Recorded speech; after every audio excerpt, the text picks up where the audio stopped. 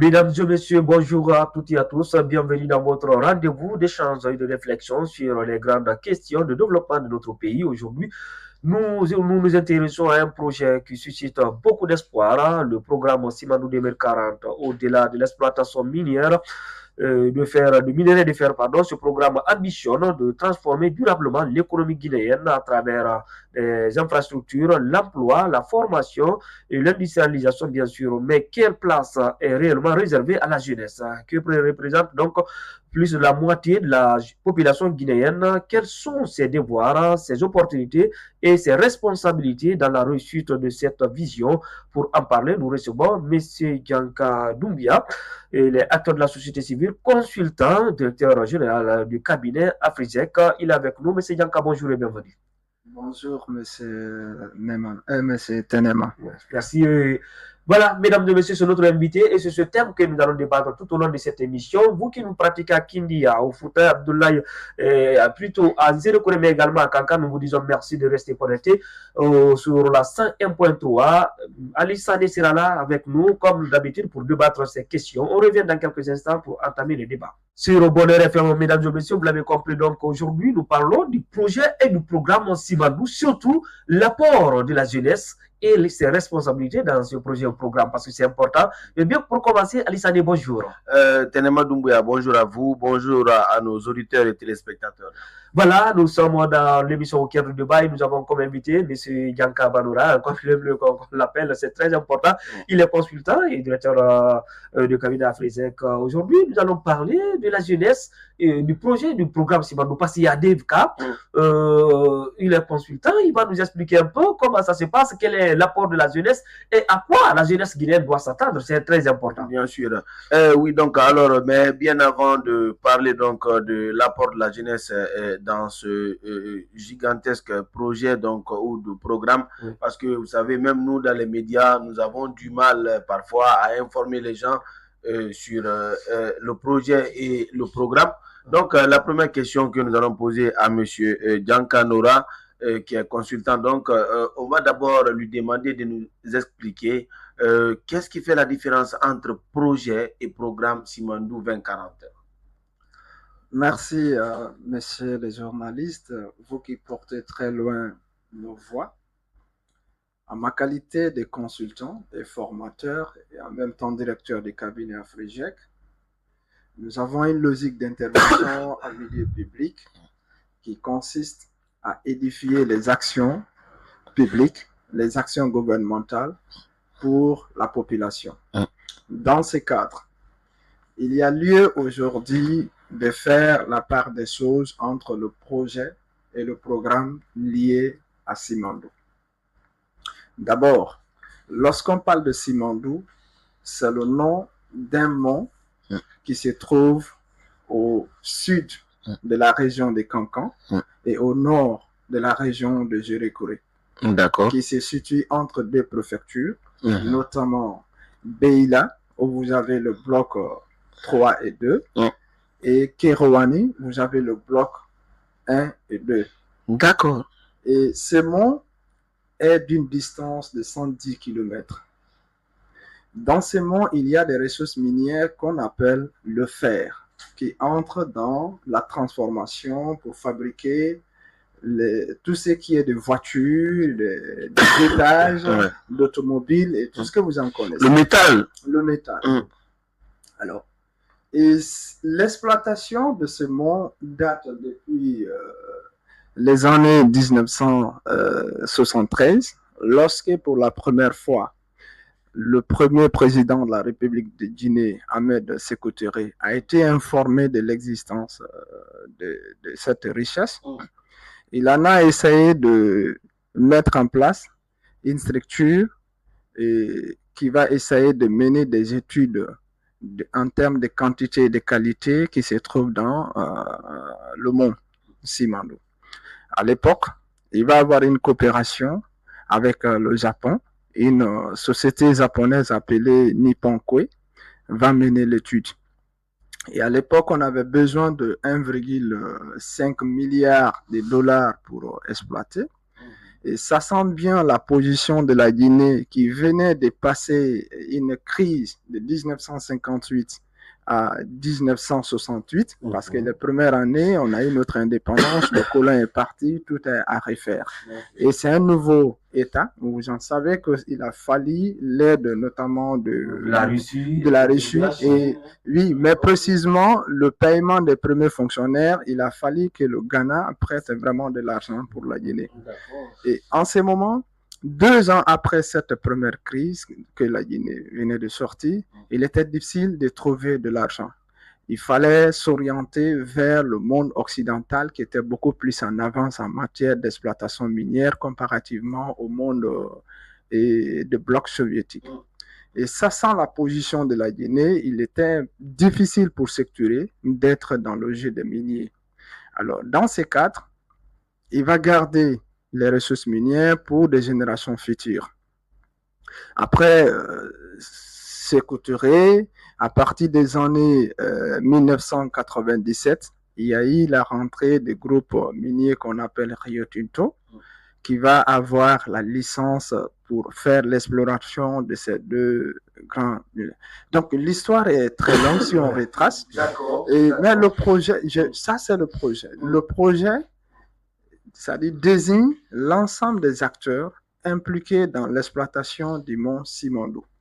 Et ce projet, il est structuré en 4 composantes. D'accord, ça c'est le projet. Le projet, en 4 composantes. Vous avez la première composante qui est les mines. Les mines. Lorsqu'on parle de mines, il y a bloc 1 et bloc 2 qui est détenu par un groupe d'acteurs miniers qu'on appelle Winnie Consortium. Ça fait comprendre. Et Winnie Consortium, vous avez Winnie Shipping qui est dans le transport, dans le transbordement, ça fait comprendre. Et vous avez Shandong Wikiao qui est dans l'alumine. C'est un géant chinois. Et aussi, il faut ajouter qu'il y a le géant Bao qui est disons, le plus grand géant de l'acier chinois.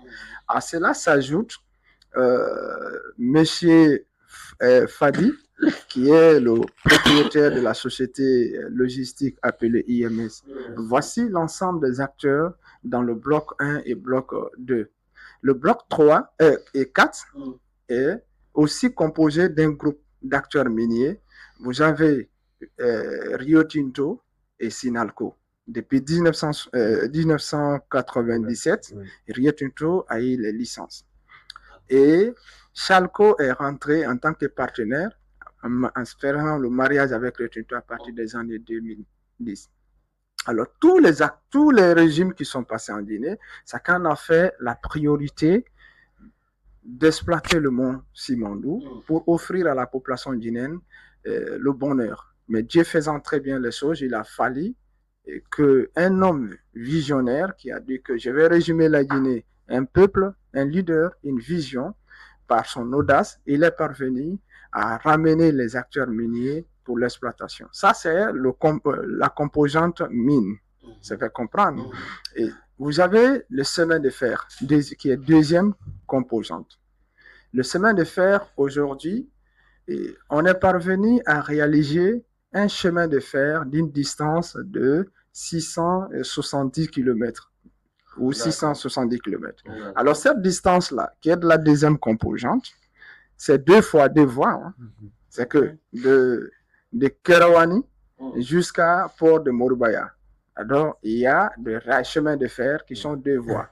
Ça, c'est très important parce que les chemins de fer vont non seulement servir à transporter les minéraux, mais aussi à transporter autres matières qui ne sont pas des mines, mais les marchandises et les personnes. Oui, et les personnes, ce qui est de transport mixte.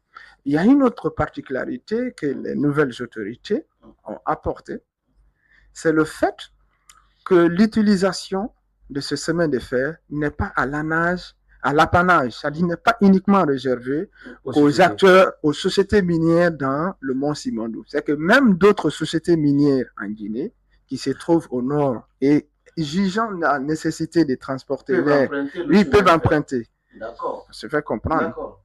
Et le troisième composante des projets Simandou, vous avez ce qu'on appelle,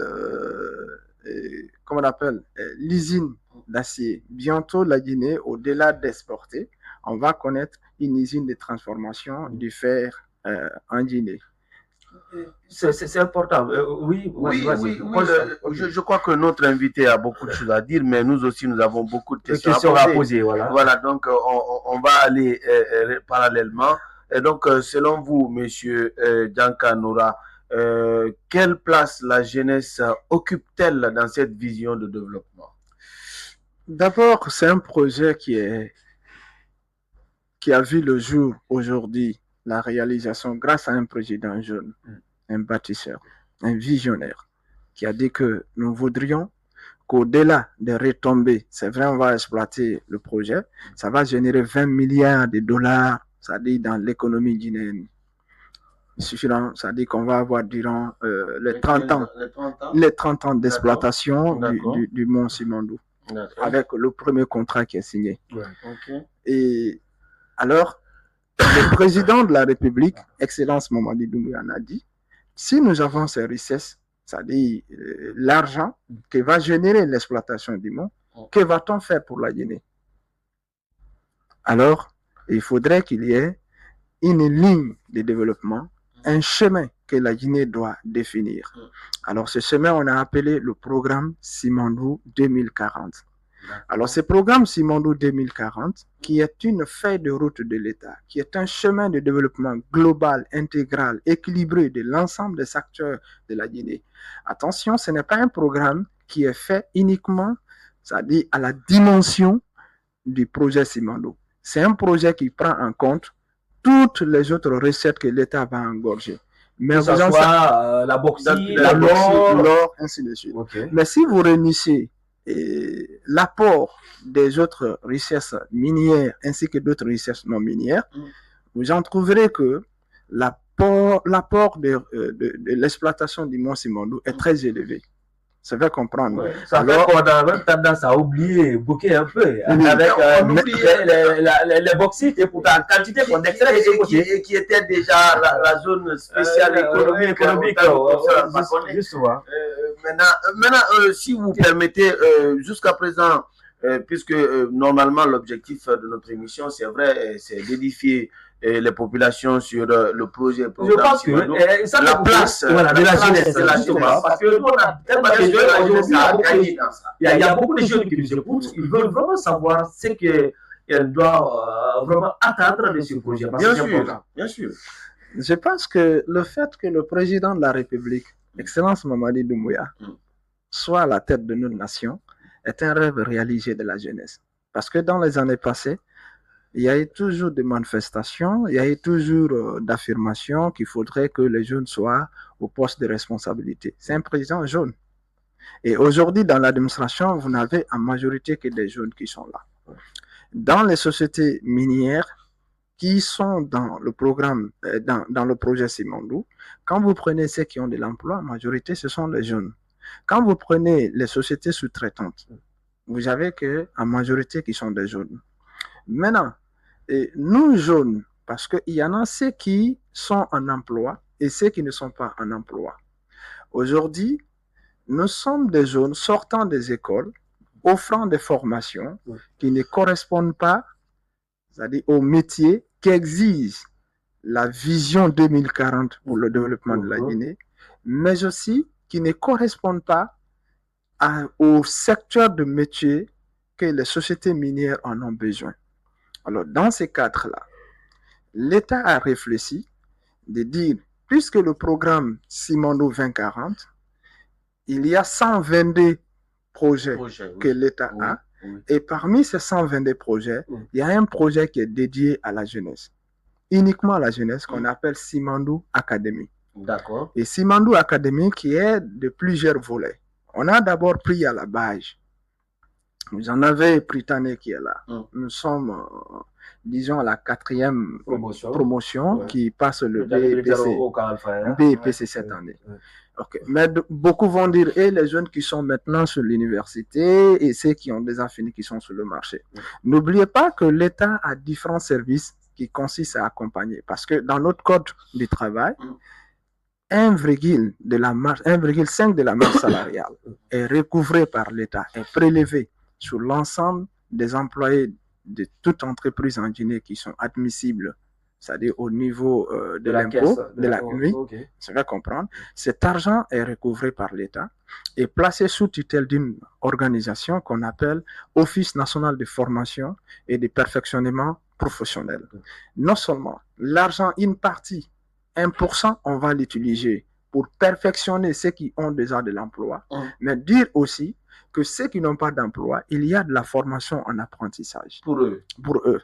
Donc aujourd'hui, partout en Guinée, vous avez des antennes de l'ONFPP qui interviennent, qui donnent des formations. Et ce sont des formations, en fait, qui ne reprennent pas les cours magistraux donnés là-bas. Ça, c'est un premier aspect de l'État.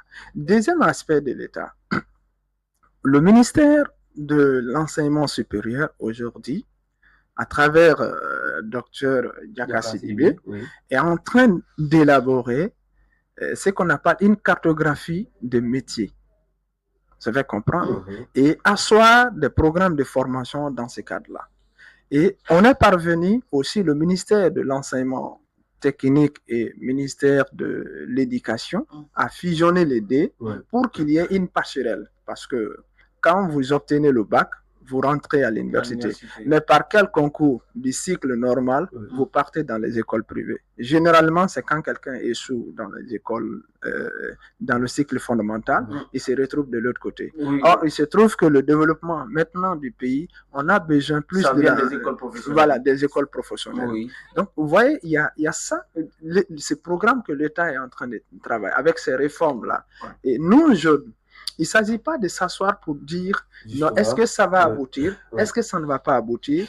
Nous devons comprendre que c'est un projet, le projet Simandou, c'est pour nous, nous les jeunes, nous devons nous en approprier, mais je suis le programme Simandou 2040. Je prends un exemple. C'est-à-dire, beaucoup pensent que la Guinée va se développer à partir de 2040. Ça fait comprendre. Mais c'est tellement. Je suis jeune aujourd'hui. Si j'ai 25 ans, 15 ans plus 25 ans, je vais me retrouver à combien? 40 ans. Non, c'est à partir de maintenant. C'est à partir de maintenant le développement commence. Bien, alors dans ce cadre, alors dans ce cadre, quelle est l'opportunité que ce programme Simandou 2040 offre aux jeunes? Parce que vous avez parlé tout à l'heure de l'emploi dans les secteurs miniers, dans le transport, mais au-delà de tout ça, est-ce qu'il y a d'autres choses au-delà de l'académie? Il y a autre chose qui est offert aux jeunes? Oui, il y a autre chose. Le programme Simandou, aujourd'hui, nous sommes dans la phase 1 qui est de 2025 à 2030, notamment une phase qui concerne beaucoup plus des infrastructures. La mise en place des infrastructures de base pour le développement. Et qui parle d'infrastructures va parler des routes, va parler de logements sociaux. Alors, l'État ne réalise pas ces projets par ces structures, mais on fait appel à candidature des entreprises privées, et ces entreprises privées aussi utilisent la main-d'œuvre des jeunes. Parfois, ce sont des emplois qui ne demandent pas des qualifications très élevées lorsqu'il s'agit de faire les routes. Ça veut comprendre le goudron. Donc, c'est des projets lesquels nous jeunes devons participer. Mais aujourd'hui, vous constaterez que même si on est en train de faire des bitumes dans un quartier, vous en trouverez des jeunes provenant de la sous-région qui occupent ces emplois à la place de nous autres qui sont assis, s'occuper aujourd'hui de football, s'occuper de thé, et en train de parler. Discuter de la politique partout. Vous voyez. Donc, il est temps que nos jeunes, que nous participons. Je donne un exemple. Un jeune qui veut entreprendre, qui dit qu'il me faut 5 millions pour entamer une activité, business, pour faire l'auto-emploi. Et il y a la construction d'1 kilomètre de bitume.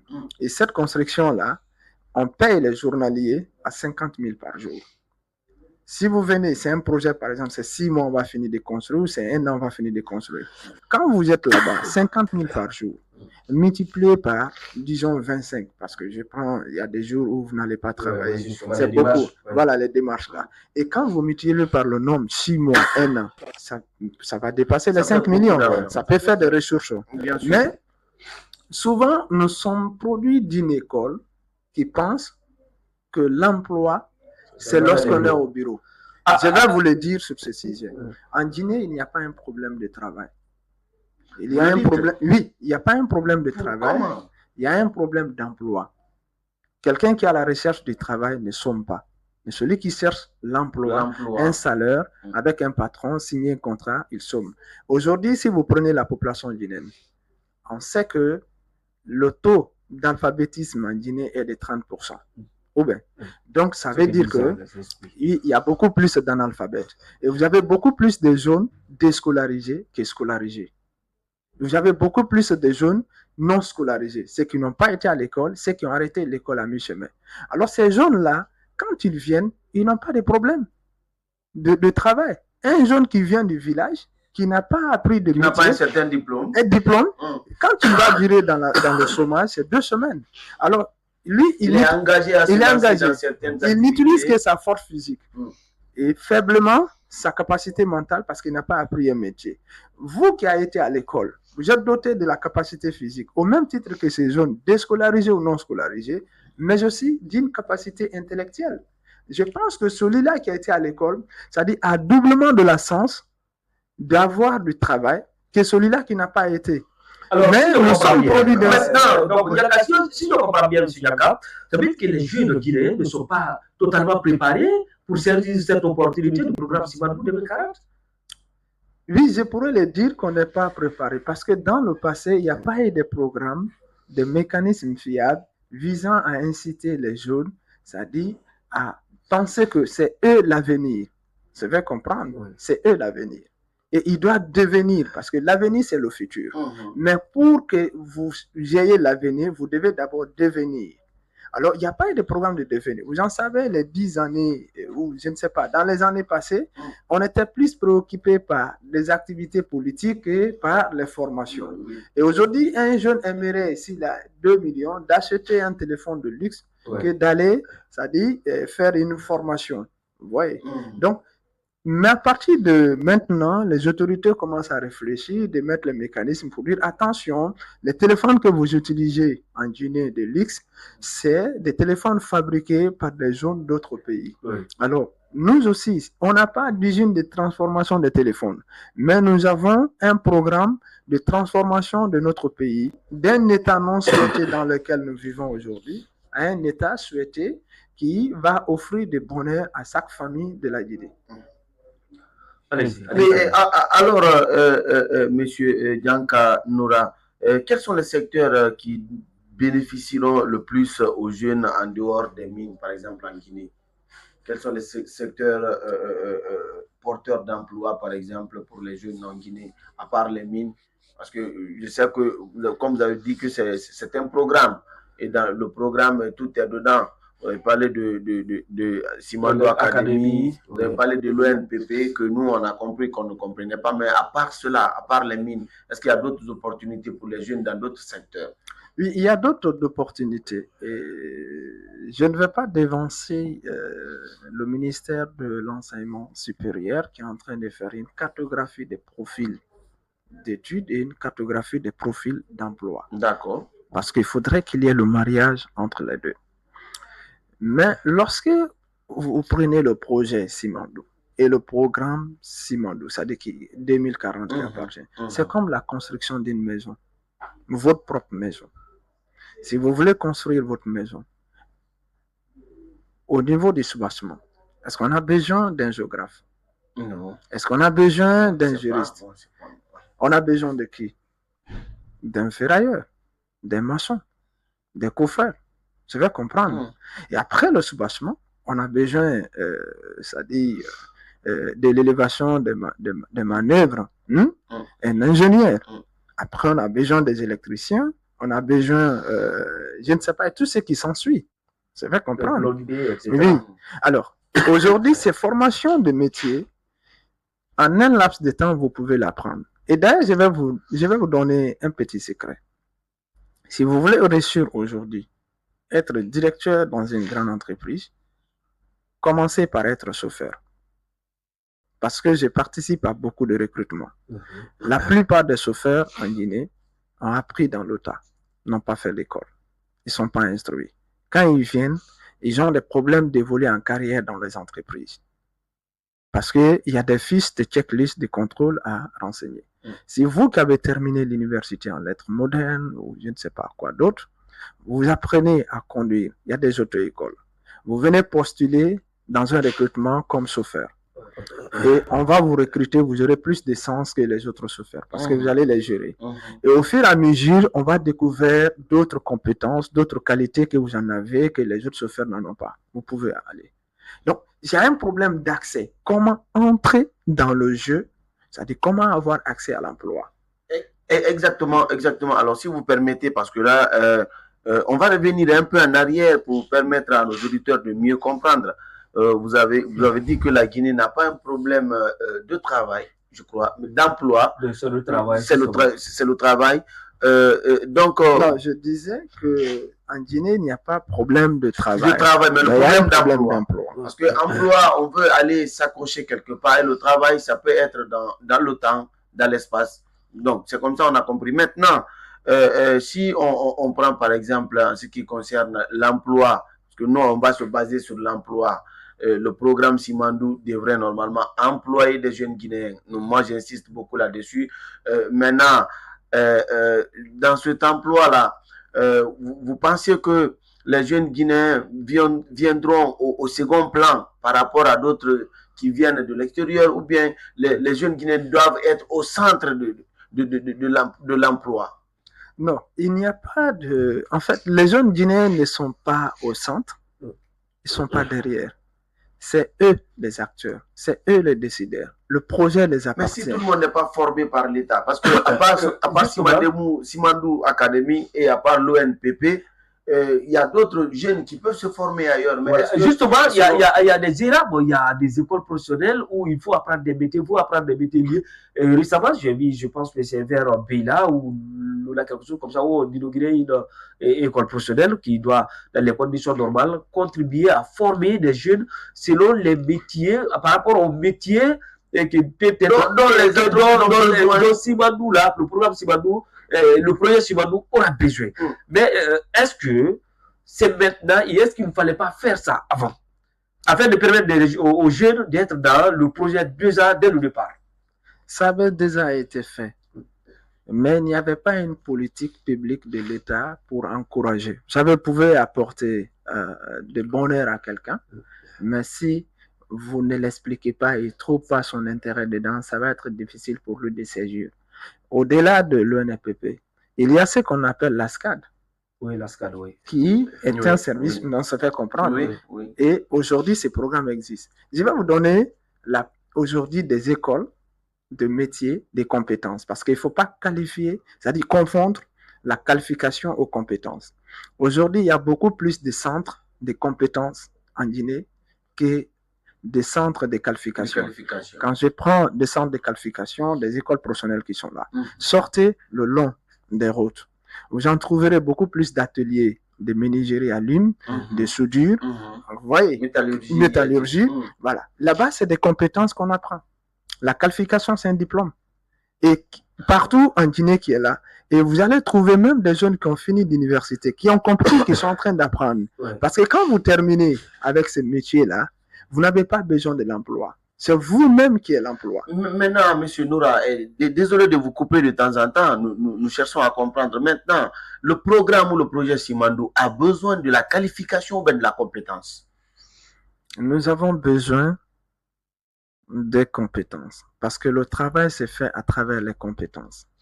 Mais nous sommes victimes d'un système d'enseignement où c'est la qualification qui est mise devant. Je suis diplômé. Oui, je suis diplômé. Et aujourd'hui, c'est de la valeur. C'est que quand votre enfant étudie en Guinée, s'il n'a pas fait l'université, on ne les considère pas comme cadres. Oui. Pourtant, dans l'administration, il y a les cadres, ceux qui ont été à l'université, qui sont hiérarchisés. Je vais comprendre. C'est simplement de l'estime que l'on a. Mais quel est l'apport? Prenez l'exemple sur les entrepreneurs en Guinée. La plupart des entrepreneurs qui sont dans le commerce, qui ont créé des entreprises, sont les gens qui n'ont pas été à l'école. Ou qui n'ont pas fait des grandes études. Mais quand vous venez dans ces entreprises, qui travaille pour eux? Ce sont les ceux qui sont allés à diplômés. l'université. Oui. Mais je vais vous dire, quelqu'un qui a appris les démarches de business à partir de 15 ans, qui est dedans, qui part dans les banques, qui part trouver les investisseurs, qui est dans l'argent, même s'il n'est pas instruit, il n'est pas alphabétisé. Et toi qui l'as appris la gestion là, le business en 3 ans, pensez-vous que vous serez de même niveau? Non. Et vous ne serez pas étonné que lors des CODIR, c'est-à-dire des comités de direction de ces entreprises, malgré ceux qui sont allés étudier à l'université et même ailleurs, lorsqu'ils sont face au propriétaire de l'entreprise, avec son mauvais français, après toute leur étude, toute leur analyse, il fait sortir des failles dedans. Parce qu'il est intellectuel. Il a une connaissance approfondie de la chose. Parce qu'il est intellectuel. Il est intellectuel. Parce qu'il y a l'intellectuel, il y a l'alphabète. C'est-à-dire celui qui est alphabète. L'intellect, c'est que celui-là qui utilise la faculté d'intelligence, de comprendre pour résoudre un problème. Si vous êtes sorti de l'université, vous ne pouvez pas résoudre un problème, ne serait-ce qu'à la dimension de votre milieu. C'est-à-dire, votre niveau, vous n'êtes pas intellectuel. Parce qu'il faudrait qu'on arrête de dire que l'intellectuel, celui qui est allé à l'école, qui a le gros.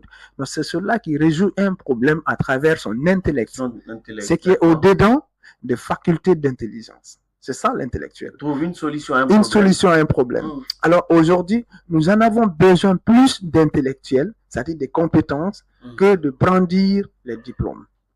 Parce que même en Europe, ce ne sont pas les diplômes qui ont développé. Non, pas du tout. Il a fallu des compétences. Alors quand vous venez, on vous demande qu'est-ce que vous savez faire. C'est pas ce que vous avez appris. Et alors aujourd'hui, nous, en tant que jeunes de Guinée, que ce soit dans le programme Simandou ou dans le projet Simandou, qu'est-ce que je sais faire et qu'est-ce que je peux apporter. Parce que quand vous vous réveillez, vous dites Simandou, vous avez 2 chemins, c'est-à-dire 2 routes. Je vais aller dans le projet où il y a les acteurs miniers. Et là-bas, vous partez en qualité de qui? Soit celui-là qui cherche de l'emploi, qui va prévaloir ses compétences, ou soit celui-là qui vient chercher des marchés. Parce que n'oubliez pas que vous pouvez venir en tant qu'entrepreneur. Des entrepreneurs qui partent chercher la sous-traitance. La sous-traitance, ça va comprendre. Ou, ça dit que ce soit de l'entrepreneuriat dans le formel ou dans le non formel. Je prends un exemple. Une société sous-traitante qui est dans la restauration d'une société mère qui est dans les mines. La société sous-traitante, ça dit qui est dans la restauration, on ne peut vous recruter que lorsque vous avez fait la restauration dans une école, vous avez les diplômes. Et vous ne pouvez pas demander à la société de vous donner la restauration de ses employés si vous n'avez pas une entreprise bien structurée. Mais la société de restauration en a besoin de fournitures. N'est-ce pas? Des fournitures agricoles. Alors vous pouvez aller négocier un marché avec ceux-là, de les approvisionner. En d'arrêt. Cela ne demande pas que vous soyez diplômé. Parce que tous les jours, on en a besoin. Si vous prenez l'ensemble des structures hôtelières qui sont en Guinée, où est-ce qu'ils achètent les manger? C'est dans les marchés qu'ils viennent acheter auprès des femmes. Alors, il revient à nous de prendre les initiatives pour dire attention, au lieu que les gens se déplacent, venir faire là ça, le temps, le coût que ça va faire, au lieu que nos femmes qui ne sont pas, qui partent acheter en milieu rural et qui ramènent à Conakry, je vais essayer de créer un pont entre ces structures hôtelières et les femmes qui partent prendre là-bas. Il y a des initiatives un peu partout. Une fois encore, je l'ai dit, en Guinée, ce n'est pas le travail qui manque, mais c'est plutôt l'emploi qui est problème. Voilà, tout à l'heure, Alice allait poser une question qui est très essentielle à mon avis. C'est justement le fait qu'il y a des expatriés qui sont le plus souvent employés dans ces entreprises au détriment des Guinéens. Récemment, je menais une enquête ici par rapport à l'exploitation des granultes, où j'ai rencontré des Béninois ou d'autres personnes qui étaient là, qui étaient superviseurs, c'est pendant les Guinéens que des exécutants. Est-ce que cela aussi est dû à la compétence ou bien c'est parce que simplement il n'y a pas les entreprises qui viennent en Guinée n'ont pas confiance à la jeunesse guinéenne? Ou bien on a le complexe d'infériorité, parce que le plus souvent le Guinéen parle de ça. c'est vrai ce qu'il est en train de dire. Quand vous regardez dans les entreprises, dans les sociétés, les postes de responsabilité, le plus souvent sont les expatriés.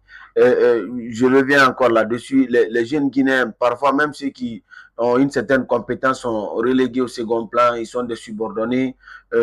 Alors, qu'est-ce que vous expliquez? Comment vous expliquez cela? Il y a plusieurs facteurs qui peuvent expliquer. On a l'estime de soi qui est faible. Je suis formateur. Il n'y a pas cette grande entreprise évoluant dans le secteur minier où je n'ai pas formé. Même la semaine passée, j'étais à Kundianakura dans une société minière des Chinois. Une société qui était d'abord pour les Japonais, ensuite, et aujourd'hui pour les Chinois. Je forme les cadres. J'ai intervenu dans des milieux où on mettait plus d'accent sur les expatriés. Il faut savoir que la Guinée, j'ose le dire, que quelqu'un qui est formateur en Guinée est plus apprécié que celui qui vient même de la France, dans le secteur minier. D'accord. Oui, je le dis parce que si vous prenez la France, il y a combien d'entreprises minières en France?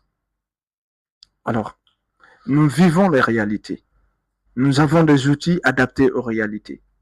Ce qui est différent de quelqu'un qui vient avec des concepts non adaptés. Nous comprenons la. Nous, on est dedans. On est dedans. Oui. C'est que aujourd'hui, la Guinée, nous devons être un pays exportateur de la main-d'œuvre qualifiée.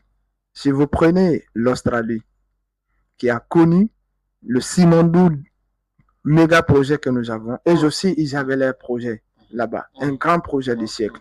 Ça les a permis d'avoir des compétences, d'expertise, qu'ils ont utilisé cette expertise au niveau de Singapour pour développer encore le même projet au Singapour. D'accord. Et c'est l'expertise de Singapour qu'on a utilisée pour développer la Guinée. Et aujourd'hui, c'est l'expertise des compétences en Guinée qu'on est en train d'utiliser, que Rio Tinto, par exemple, est en train d'utiliser pour comment on appelle, l'Angola, parce qu'ils ont des mines là-bas et d'autres mines ailleurs. Même quand vous prenez Ebola, aujourd'hui, on a beaucoup de médecins de par leur expertise qu'on est en train d'utiliser à partir du Congo. Alors, il ne faut pas se minimiser. Vous savez, ce qui est marrant, vous avez fait combien? Je prends quelqu'un qui a fait l'école coranique ou l'école biblique. Quand il a appris quelque chose, même face à son papa, n'importe qui, il défend ce qu'il a appris. Oui. Mais celui-là qui est sorti de l'université, généralement, il est même faible pour défendre ce qu'il a appris. Il est malléable, en fait. Il est malléable. Il a même honte de ce qu'il a appris. Tu places un argument, facilement il s'adapte. Si vous êtes le premier à dénigrer ce que vous avez appris, qui va avoir confiance en vous? C'est pas possible. Ça fait comprendre. Alors, si quelqu'un minimise vos compétences, dites-lui de vous mettre à l'épreuve. D'accord. Ça, c'est un premier aspect. Deuxième aspect, l'État guinéen a mis une structure en place qu'on appelle AGIP, Agence guinéenne pour la promotion de l'emploi. Et que chaque fois qu'un expatrié intervient en Guinée, il doit avoir un permis de travail guinéen, avec, c'est-à-dire de visa guinéen. Et le travail qu'il va occuper est temporaire, parce qu'il y a un plan de succession. Quand vous occupez un poste, votre adjoint est un Guinéen qui vous permet d'apprendre. Mais une fois encore, je précise, c'est pas parce que l'État a mis un cadre de plan de succession que cela ferait de vous celui-là qui va succéder l'autre qui est là. Directement. Si vous ne vous adonnez pas, vous ne vous impliquez pas, alors les compétences que l'expatrié a, vous n'en aurez pas, parce qu'il faut un processus de transfert de compétences. L'État a mis des lois, l'État a mis une structure. Au niveau de l'entreprise, le service RH doit avoir un plan de succession des compétences, un plan de transfert. Si cela n'est pas été réalisé, c'est-à-dire au niveau de l'aval en entreprise, il serait difficile pour nous de prendre la place de ces expatriés. Alors, comprenez que le secteur minier est comme un jar où l'on boit de l'eau. Il y a plusieurs nationalités qui interviennent dedans. Alors, vous ne pouvez pas réserver les emplois à vous seuls. Il faut ouvrir les dans ce cadre, il faut chercher à acquérir des compétences pour pouvoir, en tout cas, avoir les emplois qu'il faut et surtout éviter de vous faire, comment on appelle, supervisé par des expatriés ou pour nous faire commander par des expatriés, je peux me permettre le terme.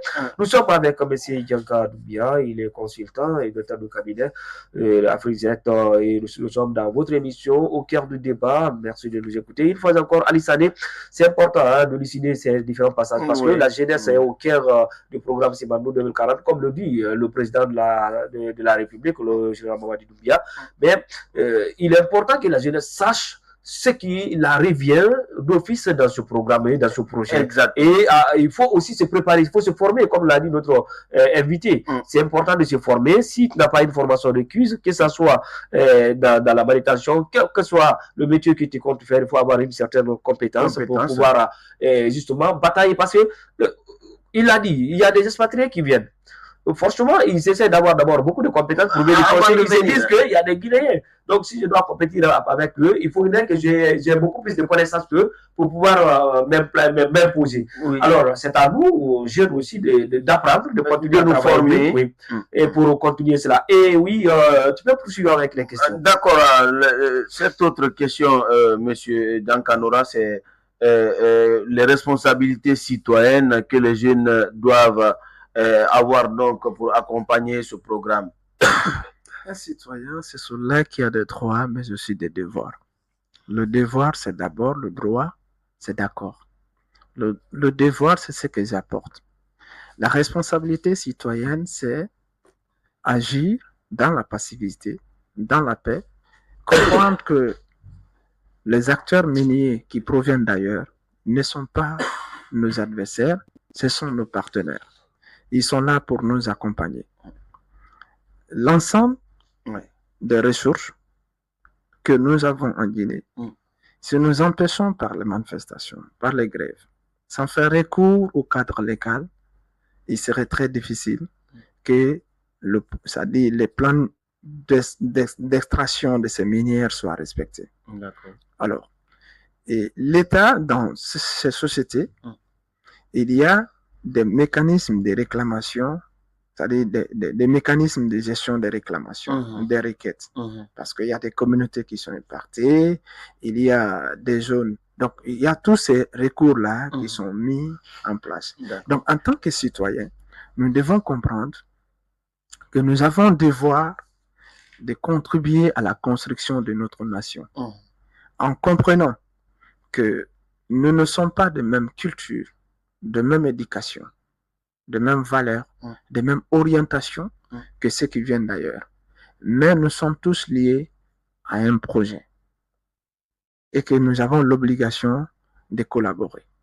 Ça, en tant que citoyens, nous devons le faire. Maintenant, en termes de droits, nous ne pouvons pas demander à l'État de nous donner de l'emploi si nous n'avons pas la capacité d'avoir, c'est-à-dire d'acquérir, de réaliser, d'assumer cette responsabilité. Il faut d'abord que nous ayons des compétences, que nous ayons des formations. Ensuite, on va demander à l'État. L'État guinéen, quand vous prenez le programme Simandou, il y a, on prévoit construire des logements de sociaux. Aujourd'hui, il y a l'Agifil, Agence guinéenne des logements sociaux, qui est là. Alors, dans ces constructions de logements sociaux, ça va revenir à qui? Aux citoyens guinéens.